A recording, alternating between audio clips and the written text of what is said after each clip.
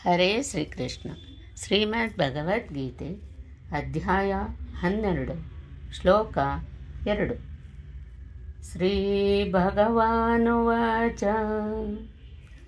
ಮಯ್ಯಾವೇಶ್ಯ ಮನೋ ಯೇ ಮಾಂ ನಿತ್ಯಯುಕ್ತಾ ಉಪಾಸತೆ ಶ್ರದ್ಧಯಾ ಪರಯೋಪೇತಾಃ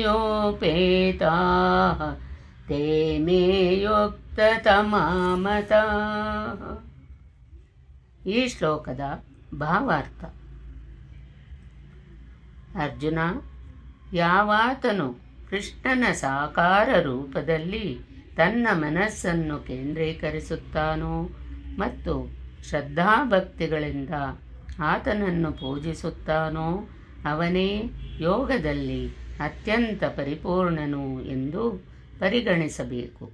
ಇಂತಹ ಸ್ಥಿತಿಯಲ್ಲಿರುವವನಿಗೆ ಐಹಿಕ ಚಟುವಟಿಕೆಗಳೇ ಇಲ್ಲ, ಏಕೆಂದರೆ ಅವನು ಮಾಡುವುದೆಲ್ಲ ಕೃಷ್ಣನಿಗಾಗಿ.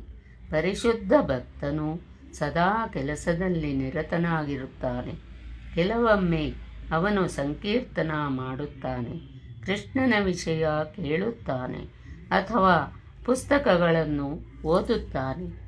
ಕೆಲವೊಮ್ಮೆ ನೈವೇದ್ಯಕ್ಕಾಗಿ ಅಡಿಗೆ ಮಾಡುತ್ತಾನೆ ಅಥವಾ ಕೃಷ್ಣನಿಗಾಗಿ ಏನನ್ನೋ ಕೊಳ್ಳಲು ಅಂಗಡಿಗೆ ಹೋಗುತ್ತಾನೆ. ಅಥವಾ ಕೆಲವೊಮ್ಮೆ ದೇವಸ್ಥಾನವನ್ನು ಸ್ವಚ್ಛ ಮಾಡುತ್ತಾನೆ ಅಥವಾ ಪಾತ್ರೆಗಳನ್ನು ಸ್ವಚ್ಛ ಮಾಡುತ್ತಾನೆ.